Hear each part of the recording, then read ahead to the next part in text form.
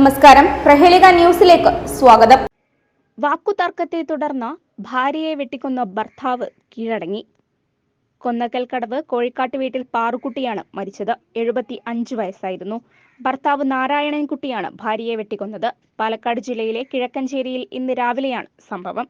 ഇരുവരും തമ്മിലുണ്ടായ വാക്കുതർക്കത്തെ തുടർന്ന് പ്രകോപിതനായ നാരായണൻകുട്ടി ഭാര്യയെ ആക്രമിക്കുകയായിരുന്നു. കൃത്യത്തിനു ശേഷം ഇദ്ദേഹം മംഗലം ഡാം സ്റ്റേഷനിൽ നേരിട്ടെത്തി വിവരമറിയിച്ചു.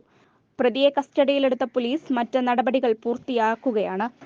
News desk, Prahelika news.